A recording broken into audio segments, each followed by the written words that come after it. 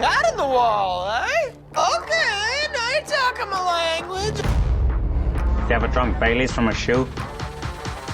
Oh, great. Thanks, Mother, for replacing the baby aspirin with LSD. How much you want to make a bet I can throw a football over the mountain?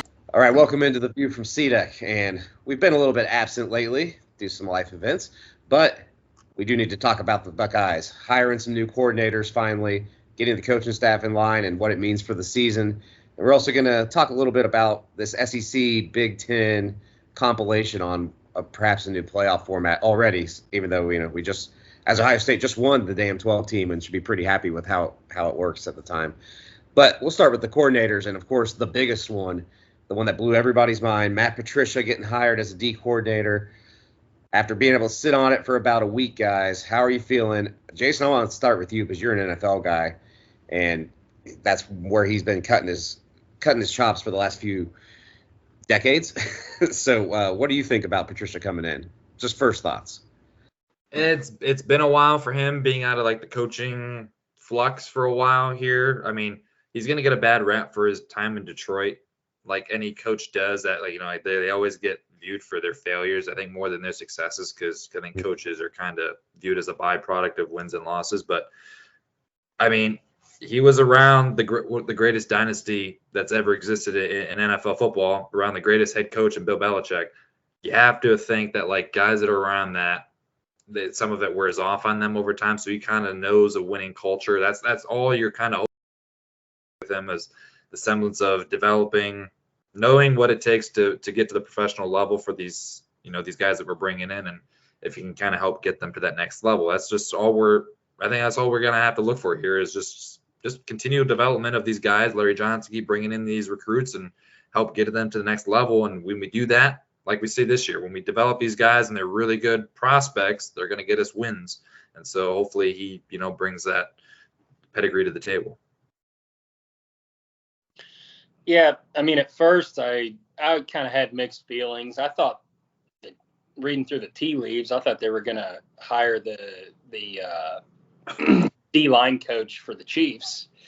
Yeah, after the Super Bowl was over, because it sounded like they were waiting until the Super Bowl was over to make the announcement. So I thought that's where they were going.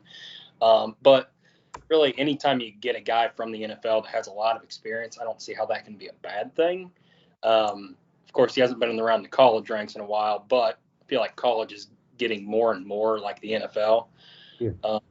So we'll see. I mean, I trust Day.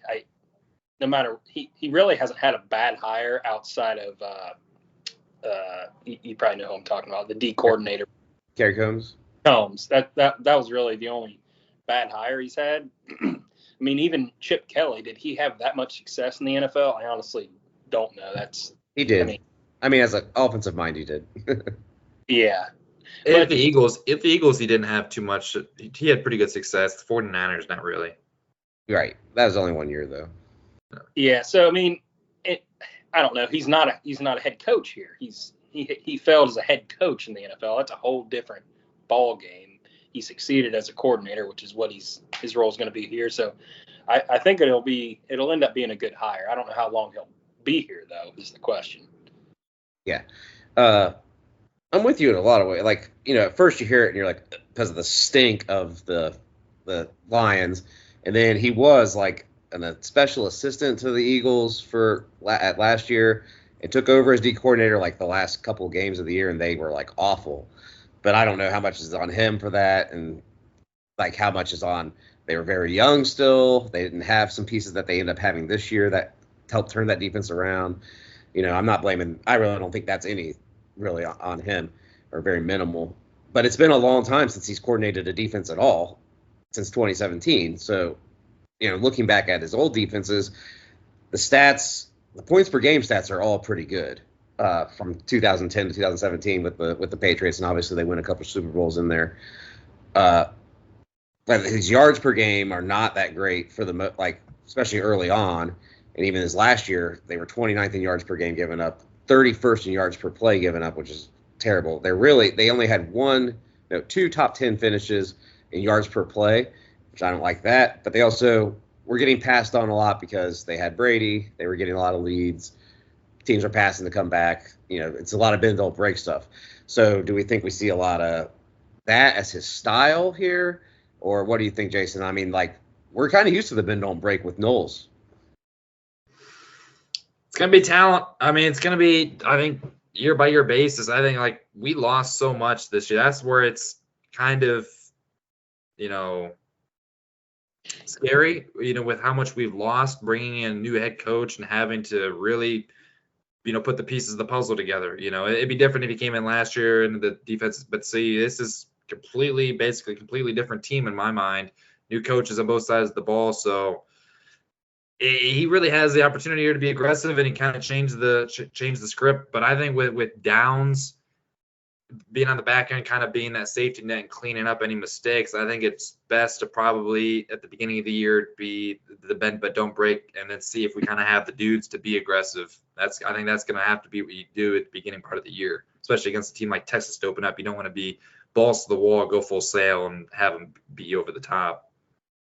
I think the good thing is that we still have assistants on the staff that know the Knowles system. I mean, not that they're going to run Knowles system, but there's at least some aspects of it, like Guerreri I think he'll be a big piece of it. And plus, we played a lot of depth this year on defense. I think a lot of the backups are going to, not like be just as good as the other guys, but I think we're going to be at least have the right players on that side of the ball. I'm not as worried about the defense. I'm actually more worried about the offensive side next year. Yeah, besides, I think Latham Ransom we're going to have to find a replacement for, and then up the middle on the D line. I believe Curry and Jackson at the end, their experience, they've been in the system, they've been in Larry Johnson's system for a long time. I have confidence they'll at least be, good. Maybe not great, but good. Up the middle, though, I see saying people think Caden McDonald's going to be really good based on what they've seen. I'm like, I haven't seen anything from him. I think he's going to be great at all. We've actually struggled a lot stopping the run when he's been in the game, so I don't know about that. And then we lose our other top three defensive tackles, two to the draft and one to the transfer portal here in Canoe. So I don't know if that's going to necessarily work that well. Although Edric Houston was coming on, and he may have been the fourth guy. And I do think he looks like an actual stud as a penetrator, but not as necessarily somebody that helps stop the run. So that'll be something we have to watch for. The one thing about Patricia, though, he's very multiple in his defenses. He'll kind of tailor it to opponent and to his personnel, and I like that as a thought. But also, these are college kids. These aren't pros who have played in a bunch of different defenses. So trying to teach them multiple defenses could be tough and could have a learning curve. But if he's smart and just tailors it to be built around Caleb Downs, because that's the best player in college football right there, period. Tailor it around him, figure it out. Maybe Jeremiah. He's better than Jeremiah right now. Yes. Maybe Jeremiah. I don't know. But they're both freaks. They're both freaks. It's close. I'm just giving it to him based on seniority, I guess. Yeah. I think you tailor it around him, and you'll be effective as long as you're maximizing what he does, because he can do so much and just wipe out these RPOs. But Patricia does come with a big stink on him, and I kind of want to compare some previous hires to our new hires here. The last time, what he reminds me of in terms of the stink coming in on him, and kind of what he's done over the last 8 years, really, since he left New England, which is poor, is Tim Beck, and which should strike some fear into the heart of the Buckeyes. Because last time we got a coach like that, Nebraska's fans were telling us, "Oh, he stinks. Good riddance. Take him," and celebrating that we took him. And other teams were too, like all Michigan's fans are, since they're Detroit Lion fans too. And had a questionable history. Didn't work out at all, and it was right after we won a national championship that we brought him in. Does that name worry you, Jason? Tim Beck? Oh yeah, QB coach / offensive coordinator we brought in. And then he went to Texas. Yeah. No, because I just feel like anytime you get a coach that comes from another, like I feel like UCLA fans and stuff were probably happy we got Chip Kelly. They're probably looking for a new leaf there, and people were happy that we got Greg Schiano. Or not Greg Schiano, Bill O'Brien, and people are, oh man, you're gonna hate Bill O'Brien, and I wouldn't have minded Bill O'Brien. I just think that when they come here, just like any coach that goes to Alabama. How many coaches went to Alabama under Nick Saban? Like Steve Sarkisian went under, but Lane Kiffin went back. Like, you go back to the program, and it's what brings in these players, and then it's like they get a whole new tool shed, a whole new brand new toolbox to play with, and they can kind of reinvent themselves, and the pressure's taken off of them. Like I said, they're not the head coach, so I think that you completely just throw everything out what you know about these coaches and kind of just go by the results now on the field. Yeah, I hadn't thought about that Tim Beck comparison. That gives me, makes me shiver. I really hope that's not accurate, but I don't know if that one's fair, just because, like he said, I mean, you could basically say that about any coach that comes to a big program. People just like to hate on him and point out the miscues and not focus on the strengths. Yeah, but I feel like we'll talk about Tyler Bowen a little bit. I feel like it's been a little bit similar, but not quite the same. People that have downplayed it have talked about his strengths. That hasn't happened with Patricia. And also, Patricia's like a big thing that happened in Detroit was that the locker room hated him. I mean, hated him. Their players were cheering and talking shit on Twitter when he got fired. And the one thing, though, I do trust Day a lot in this regard, is to not bring in somebody that's going to mess with the culture and F up the locker room. I don't think he would. So I don't think I worry about that. And even they had a Lions beat reporter on the radio, and he said something to the effect of that he knew him outside of the locker room and thought he was trying to be somebody and he liked him outside of the locker room. Sorry, but he was trying to be somebody that he's not in the locker room. So I think if it's just the guy that was outside the locker room before, that he'll be okay. Go ahead and talk, because I can't for a second. Yeah. I mean, the key thing that you kind of saw, I've seen with Patricia, like a key quote from his time in Detroit, was him alienating key players. I mean, he was trying to get into the team mentality, like in New England and in that run that they had. The defense, it just seemed like it was always built around man coverage, and kind of it just seemed like they weren't always paying these huge defensive guys on the defense side of the ball. These guys would have great seasons, and then they'd go on to get paid somewhere else. It was always just let's corral here on the defensive side of the ball, and you guys can go your separate ways after we win.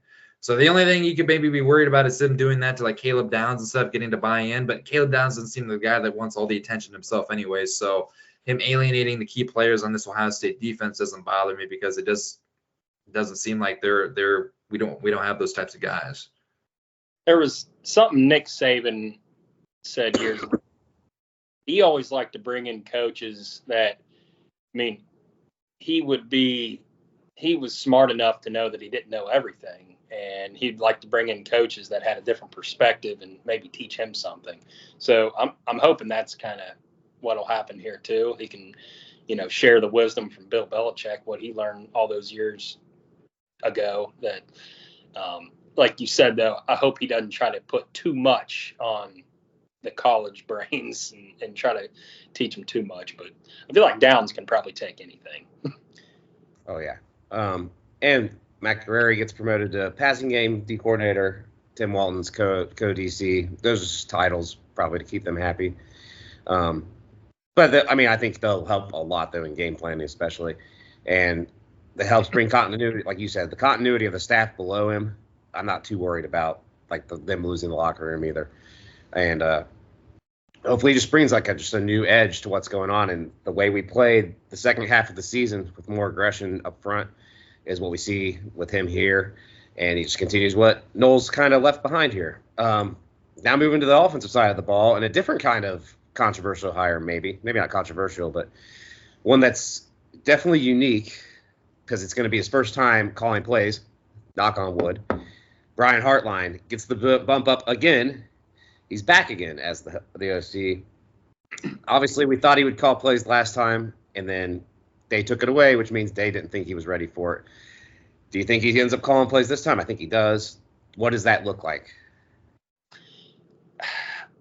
I very much expect him to call plays. I mean, they're all saying he's going to.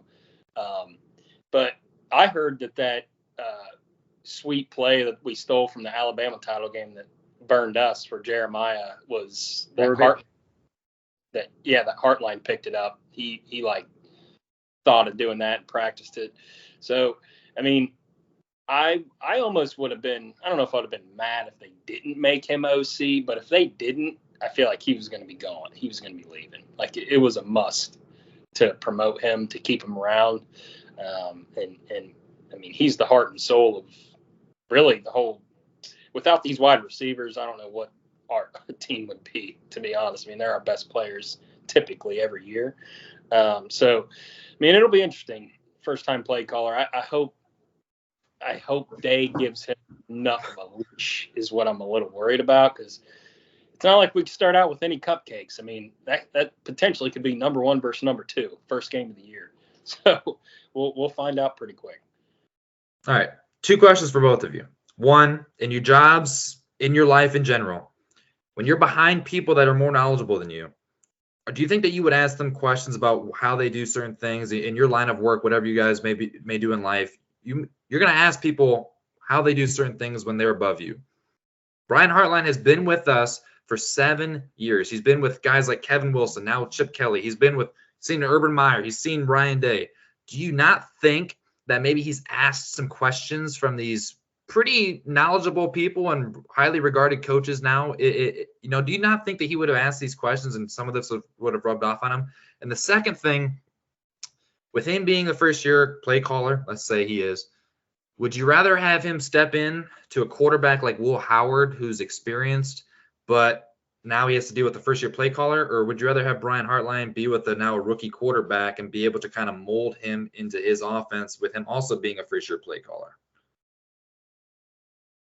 Probably Will Howard. That's a toss-up.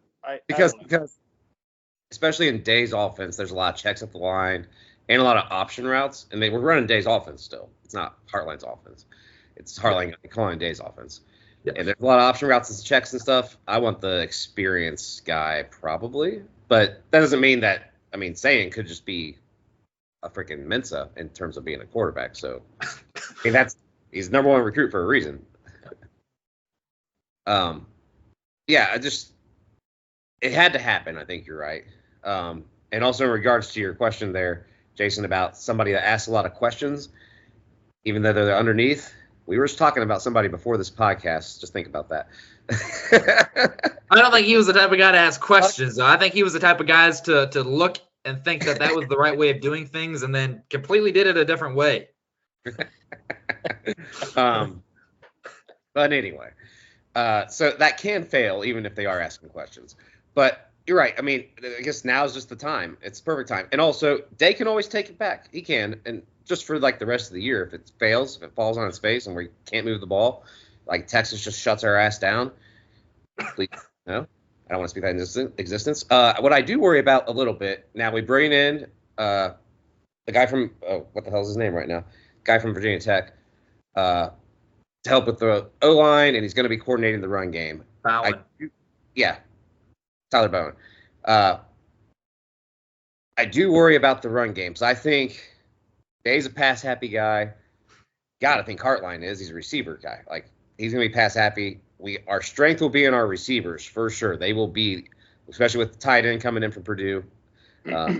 Our passing game and our 5-star quarterback should be what's the strength of the team is offensively. Do you worry about them like over-relying on the pass? Or it could be a good thing. Maybe we just turn into like, Texas Tech on steroids. The O-line hire is my biggest concern by far out of all the coaches. Really? It's just because, I mean, it's always has been, always will be the most important position group out of any group on either side of the ball. So, and it was obviously Fry did a great job of keeping those guys together after injury. We don't have a ton of depth anymore at O-line. I don't think. It doesn't seem like it. So if he isn't great at developing these guys, which maybe he will be, if the O-line isn't playing great, it doesn't really matter how good our receivers are, how good our tight ends are, how good the quarterback is. So I don't hate the hire, but out of all of the hires, this one worries me more than any of them. I mean, I know we're just doing this to dissect it and get our perspective on it, but I also truly don't believe that this really is going to have a big impact in the grand scheme of things. We're having new coaches come in with, in all regards, a new team. You know, I think we're talking about the Detroit Lions. A good example is going to be exactly what they're dealing with. They had a young core of players, and they had a new head coach in Dan Campbell, Ben Johnson, Aaron Glenn, and they grew together. And now they lose their coordinators, and now they're having to bring in new coordinators and promote guys from within. So they're kind of going through the opposite of what we're going through: experienced team and now new coordinators. So I would rather be in our boat where we kind of have these new coaches and they can kind of mold them and grow together and be with these guys for a couple of years than have an experienced group of guys, have new coaches in and have to do with a whole new brand of messaging and everything else. So I'm not really buying into this thing. I mean, if this season goes to shit and these guys don't develop along the season, then there's a question to be had at the end of the season. But I like that we're bringing in experienced guys, and we have guys here already in the building that are comfortable with the guys on the opposite side of the ball, at least. And with Brian Hartline, like I said, this year, our strength was our passing game, and finally we played into it more, and we let the passing game just blow up finally there in the playoffs. Mm-hmm. If that's what Brian Hartline does next season, that's what he's going to have to do, I think. We're going to have to pass the ball and play to our strengths. Yeah. In regards to the O-line, Casey, I would have been told this run here. I don't think our O-line played particularly well in the playoffs. I mean, they played acceptable for sure. They weren't dominant in any way. And I think we schemed the hell out of teams to where they didn't know if we were running or passing on any given play. And when you don't know that, it's hard to dominate the line of scrimmage because you don't know if you're playing the run or you're playing the pass. You can't just like pin your ears back or whatever. Because when we were going into straight dropbacks and not doing all kinds of crazy motion and pulls and stuff, we weren't winning one-on-ones. Go look at our PFF grades. They're always the lowest. Or like you'll see like 3 O-linemen. Like Carson Hinsman was like sub 50 in like 3 of the 4 games because his snaps were terrible. So I would have said I believe you, but I think it proved that it can be schemed around. Now, could you do that for an entire season? I don't know. It can be. It's a lot easier if you're dominant. Go ahead. The thing that worries me, though, is I think a lot of that was Chip Kelly's genius. I agree. He's gone. So, I mean, is Brian Hartline going to be that smart? I don't know. That's more worry, yeah. I doubt it. So that's why I'm a little worried. I think that we're not going to be able to get away with that shit with this coming year. I think they're going to have to play better. Right. But Day could maybe be true. The one that does that kind of stuff. That's true. Yeah. I mean, Chip Kelly was also the play caller for that Michigan game. And, I mean, I'm not calling him a genius quite yet. I'm going to say that was more of just having the better dudes on the field. And our defense, I think our defense was just the most dominant unit on the field for the entire stretch of the playoffs. Their offense was legit too. But Jesus Christ, I think it's more, that's why I think coaches are byproduct of wins and losses. And, I mean, the players were the reason why we won the games, and they were just making outrageous plays, and Will Howard's playing out of it. So anyways, Chip Kelly, great guy, but I really do think it was more the players just balling out. I'm still not sold that he called the plays in the Michigan game, but go on. I think he called the plays, but he called the plays that Ryan Day wanted him to call. That's what I think happened. From the game plan. That was Ryan Day's game plan. That had Ryan Day's fingerprints for a Michigan game plan all over it. That's what I thought. Don't need to rehash that anymore. We're past it, Ryan. We love you. You want us national championship. I guess my thought on the defensive, or when talking about Bowen here on the offensive line, he is known as a great recruiter. Recruited a lot of great players to Penn State, specifically at tight end. He's a tight end coach there. I mean, all these guys you've been seeing churning into the NFL, those are his guys. So and everybody says great recruiter, even though he didn't do great as an OC at Virginia Tech. Even they were like, he's a great recruiter. So where have we struggled recruiting the most? On the offensive line, like by far, the offensive line's been the struggle. And even now, if you look at what's happened, like there's a really good O-line class in Ohio this year. And right now, two of the top 3 have been crystal ball to Clemson in the last week. Probably because Fry moving on and new relationships and whatnot. And, there's still plenty of time, especially in this IL era. But, that's what we need to improve on a lot. We can't just rely on the transfer portal every year, even though we just pulled in 2 good tackles. we have like no backup tackles this year. Like they don't exist. There are no tackle bodies on the team, and there's not a Donovan Jackson at guard either that can just step out there and take over. I not that I've seen at all. We need to hope Ian Moore progresses a lot to have a backup tackle on the team. He's like the only. So that's where we need him to. That's why we hired him, I think, to help the run game and to recruit, and then hope the development comes. I mean, last time this guy was no line coach was in like 2003, right? Something like that. I don't know. In a while. He's coached a lot. I'm not that worried. Like I said, I would have been with you totally, Casey. Dominant O-line is the number one thing I want. And then that run happened without a dominant O-line. I'm like, oh, maybe not. Maybe if you have superstar receivers, super playmakers at running back, a very good quarterback, that you can figure it out with scheme on the O-line to just confuse the defense enough that it doesn't really matter enough to cost you. But you're right. It was the defense that won it, Jason, like far and away. So maybe that's just what we have to have again, or maybe it's just a tough year for it. I mean, we lost a lot. Like there's going to be probably 14 or 15 guys drafted off that team. That's a lot of talent to lose. Ask Michigan how tough that is. All right. We usually end our podcast about the Buckeyes with are you more confident or less confident about winning the national championship after a game we played? So after these hires, are you guys more or less confident about us winning national championship? Oh, man. You're saying like after everybody left. Everything. Did they, beyond the players leave? The players all left. Now we got the new coaches. Did that make you more? Do you think we have a better shot now than we did before with these coaches? I don't know. I feel like Matt Patricia is the ultimate wait and see. It's such an unknown. I trust Day, but I think it's less for me. Yeah, Jason. Oh, gosh, this is early. This is February 17th. Dude, this is Ohio State. I mean, like, I didn't even have championship aspirations for this season. I just want to see growth. Like, I just want to see us, get better as the season goes on. And maybe we sneak into the playoffs and get to the Final Four after these I'll say this. Matt Patricia's got a lot of experience. The Big Ten's got shit offenses to have to deal with. So that goes a long ways for helping him have to deal with, complicated offenses fighting with. So I'm gonna say for me it's better because I liked Hartline. I always wanted to get a shot. I'm glad that he's getting a shot. Maybe his receivers see that and they're happy for him. Patricia comes in, new dog on the block. I'm happy. I'm happy about these hires. Yeah, I'm okay with them. I'm not gonna be crap on Day. I mean, I'm not trust the coaches no matter what because we saw what Urban did with his hires.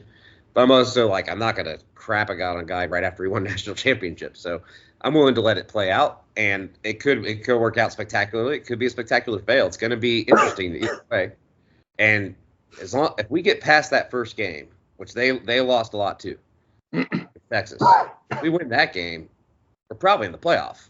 Like I don't see 3 more losses on our schedule after that.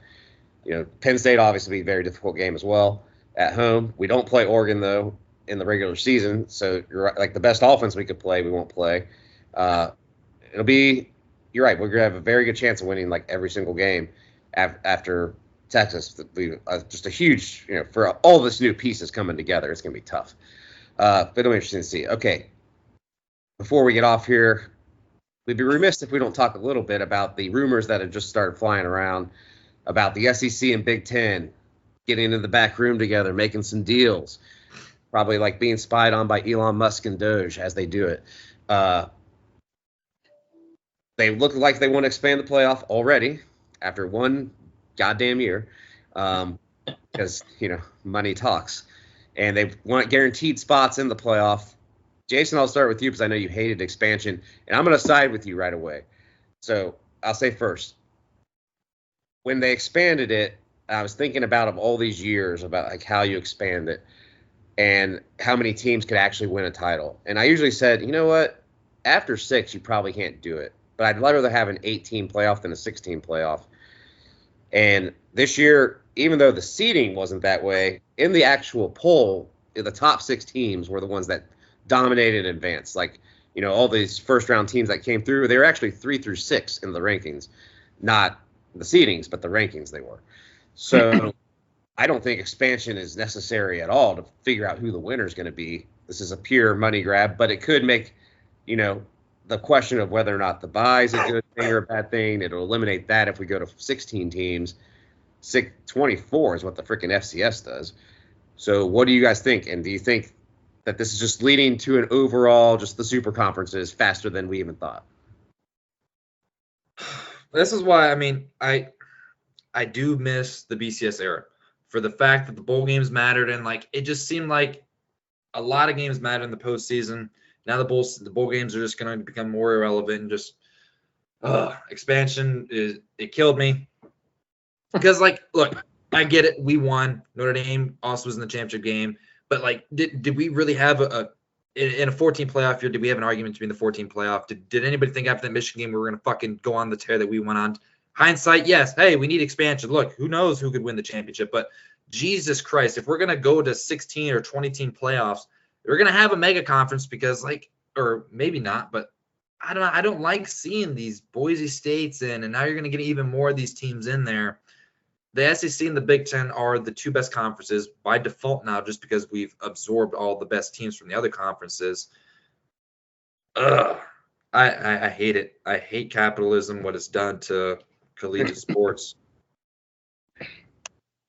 Yeah, when I saw it, I just kind of shook my head because I feel like it's like the SEC has one down year, and now they want to fucking guarantee that they get spots in the playoff.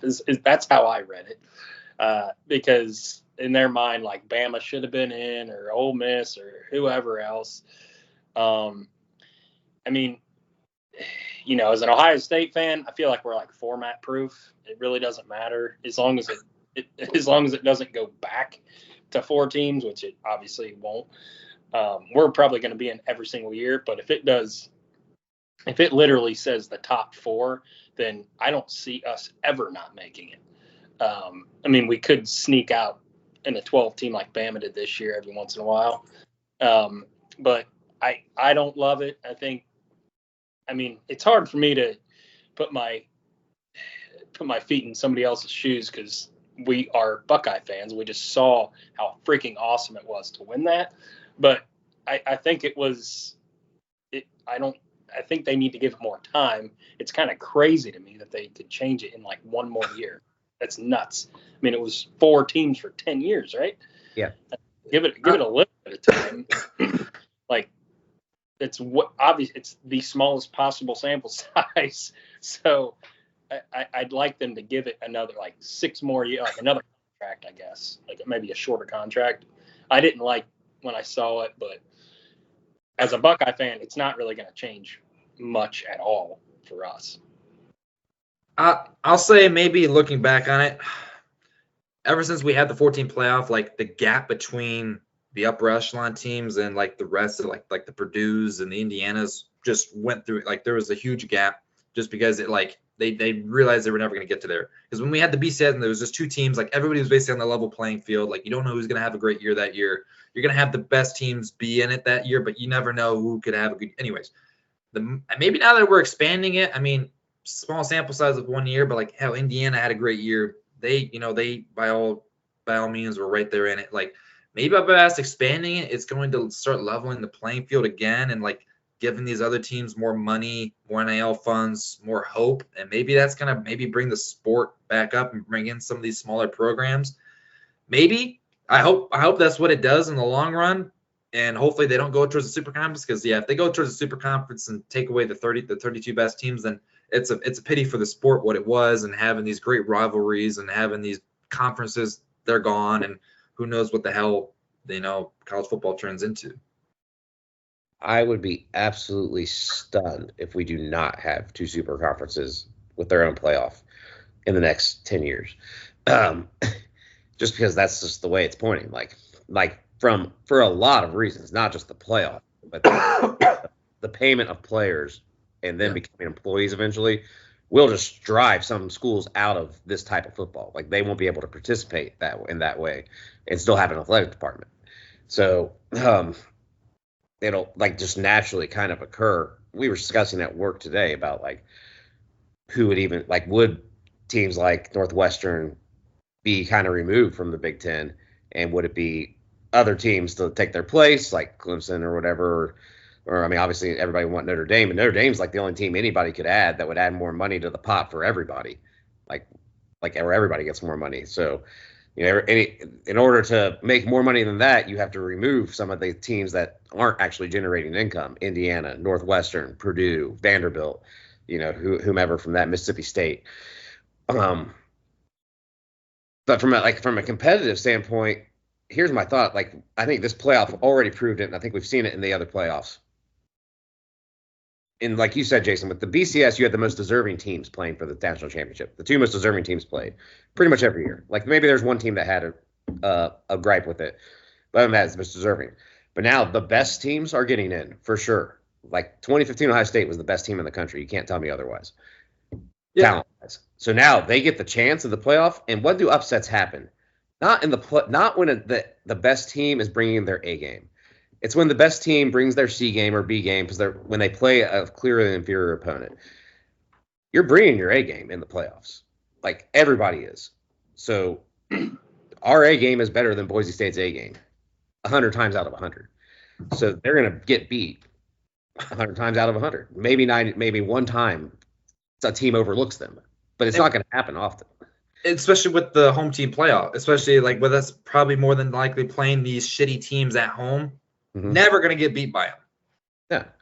And so that idea that they could suddenly become more competitive overall, I just don't think is the case because they'll never have the top to bottom talent on their roster to develop the same type of A game that we have.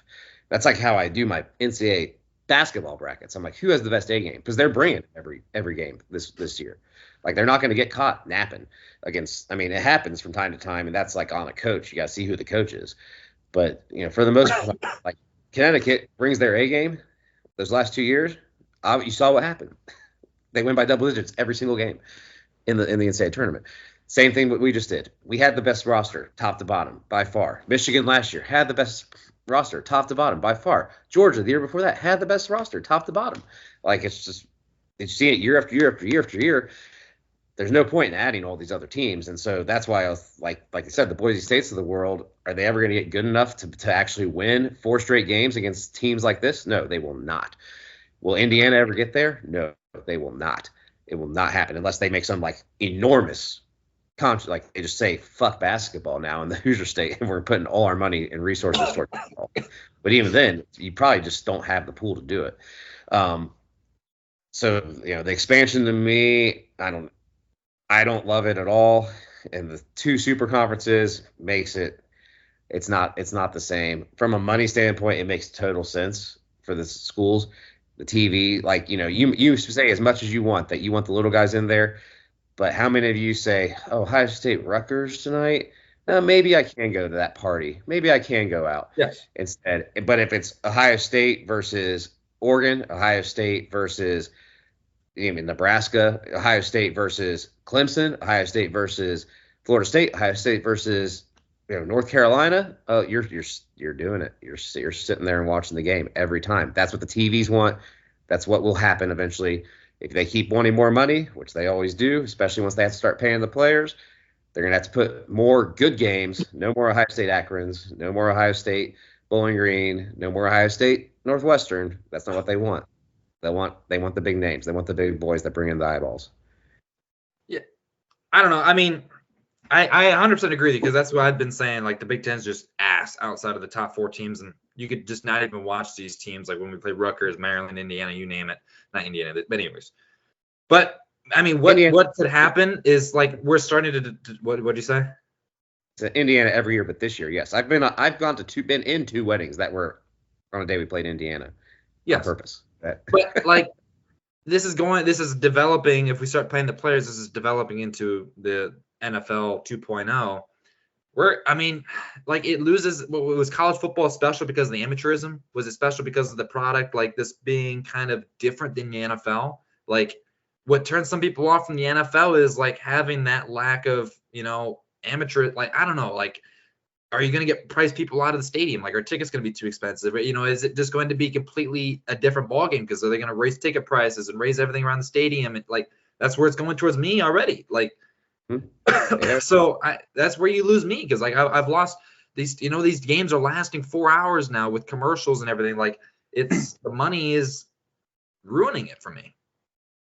A lot of the old heads are probably going to be turned off, but if they haven't already, it's going to move towards that direction. Like you said, like all the history of it, like my dad, he can't stand all this paying players and all this stuff. He loves watching the Buckeyes, but just the branding, all the commercials and just the way what the announcers say, you can just tell. So, like all about the money, and that's what made college football different back in the 70s and 80s and 90s and even early 2000s. That's what it is. We're not going to have that ever again. And like you said, and even this year, the game, like, it is so important. It's in our blood, and we won a title. And that game, I mean, it means something, but it means less, and it's gonna start meaning less and less. Not just our rivalries, all of them. Yeah, I mean, that's good with everything. Like, I mean, you can even take it all the way back to the nationalization of recruiting, where, like, what's part of, like, why do people go to high school games? For, like, community pride. And then, like, Ohio State, why is it why do so many people love it? One, a huge alumni base, but two, it's the flagship university of the state and the only, like, major football program in the state. Like that sense of, like, these are our guys that we're rooting for, the people we grew up around, that's gone because these kids are from all over the place. They ain't Ohio guys anymore. Yeah, it's money. And as you pay them more, like you said, the capital, the product being just monetized to death now in stadium. Like, what else made it? The pageantry, the traditions, Script Ohio, the chants at the stadium, the atmosphere around the game. Well, now, Jason, you go to a ton of games now, and Jason, the atmosphere blows. It blows now. It does. It does. Like, there's an MC in the goddamn stadium now trying to tell me how to react to, whoever sponsored whatever. It's just annoying, and it's definitely hurt the product. And like you said, the commercial breaks just constantly. When you're in the stadium, it stinks, and that's where you may grow up watching on TV, and you can be kind of a diehard, but the true diehards. Where does it, like, get instilled in you when you go to a game and you just like I'll never forget, even though they got whooped. My first game was against Ron Dane's Wisconsin team in 1999. And it was like, as soon as that band came out and did Script Ohio and everything around it, like, I'll never forget it. And that's when I was just like, that's it. The claws are sunk in me. Like, I was already a huge fan, but that was just it right there. Like, I mean, that's almost when I decided to go to Ohio State as a student, like right then. And that's just like, if that dissipates, and like you said, Jason, too, the pricing out of people for sure is something to worry about because it's getting expensive to go to these games. Yeah, I will say the Tennessee game was by far the best of the season for the atmosphere. And if they could somehow, they're not going to spend all that money, obviously, in the game, but somehow try to duplicate that atmosphere. That'd be nice. Well, Big Noon's going to help us out with that, Casey, right? Nice night game atmosphere. Yeah. But yeah, like, That being, like, the TV is ruining, like, the national title game, the most watched national title game in the playoff is still the first one between us and Oregon. No, none of them have come close to that. I get it, like the first one, but like they went downhill since there. Like, this was the third or fourth least watched national title game. I think that has to do with the length of the season, though, too. Like, people were done. Yeah, that's what I'm saying. They're going to keep adding more games. And it's just going to keep getting less and less people. The most people should be watching the national title game, not goddamn rivalry week. The more people are tuning in for these games, it feels like the national title game. Mm-hmm. 16 teams, though, there won't be more games. It'll be the same amount of games. Just no buys. Same amount of weeks, yeah. There'll be 2 more games. But, that's what I mean. Yeah, it's just, like I said, I'd be stunned if it's not. I think 2031 is where they kind of gave an out now with the settlement the ACC just had with Florida State and Clemson. that I think that'll be when the big movement happens, and then Notre Dame will be forced to join. That's also how you get Notre Dame to join a conference. You say, hey, you're out. This is ours. This is just the SEC Big Ten Invitational. You're out unless you join one of us. I think that'll happen. And once they join a conference, that'll be the last set of movement to happen, at least at the maybe major. Notre Dame takes a stand for all of us, and they say no, and they unite the rest of college football, and they say, you know what, we're forming our own conference, the real MAGA conference, and everybody gets behind that conference and says, boot that to the rest. You know what the Catholic Church is known for, Jason? Turning down money. Yes. Does the Pope like little boys?